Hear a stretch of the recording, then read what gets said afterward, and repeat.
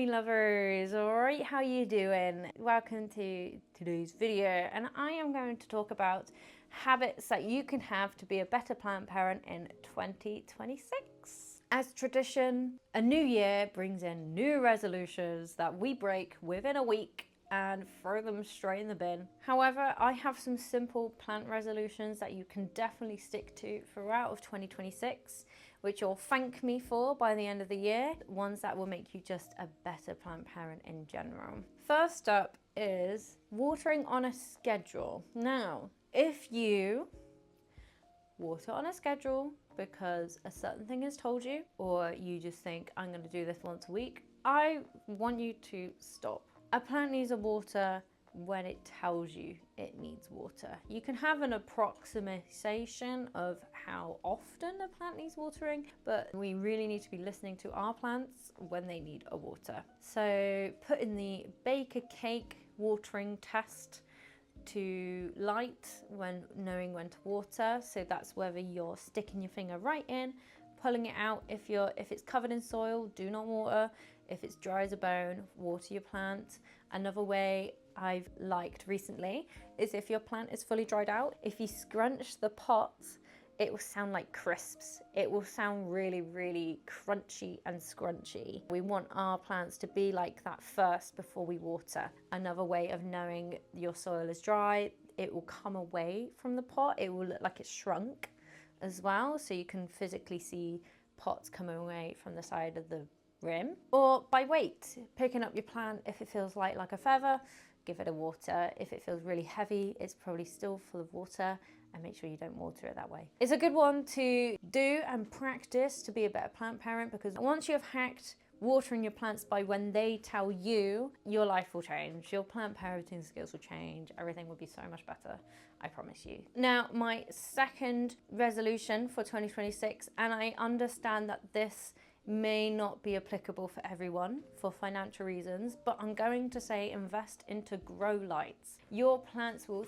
thank you for investing into grow lights. Some plants obviously do really well in houses in comfy corners or brightly light spaces by a window, but if you've got plants like me back here that are against a north-facing window that have curtains that are like half drawn, there's hardly any light, invest in grow lights, because your plants are gonna grow really nice, big, beautiful leaves if you have them. It just means you don't have to worry about where you're positioning them in your home. If you have a space that you really want to fill with plants, investing into those grow lights will just make sure you can have them. I know it won't be applicable to everyone because of how expensive some grow lights can be, but if you can do it, do it. I promise you it will change your life, and it will just make all your plants so much better. It would just be an instant rewarding thing to do. Another simple strat that I'm going to stick to myself in 2026 is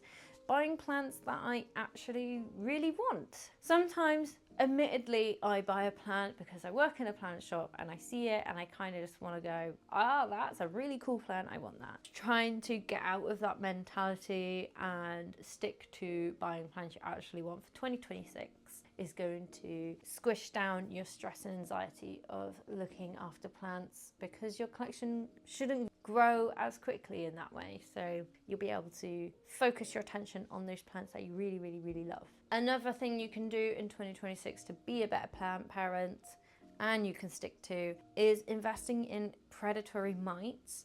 Now, again, I know this is a financial one and not everybody is comfortable in spending, but predatory mites are relatively low priced. For someone who has invested on a repeat prescription of predatory mites, my plant collections, touch wood, haven't suffered with a heavy pest infestation for quite some years now. I find predatory mites one of the best ways of keeping pests at bay. Definitely worth creating some space to invest into predatory mites as well for 2026.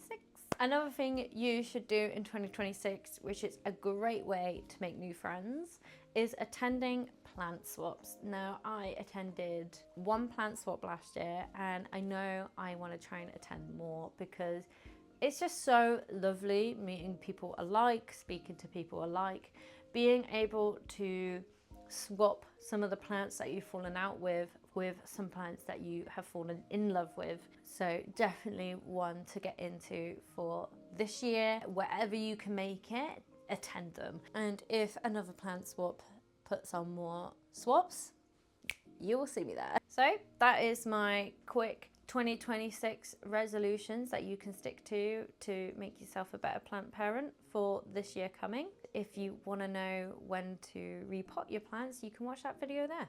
And I'll see you on the next one, me lovers. Bye!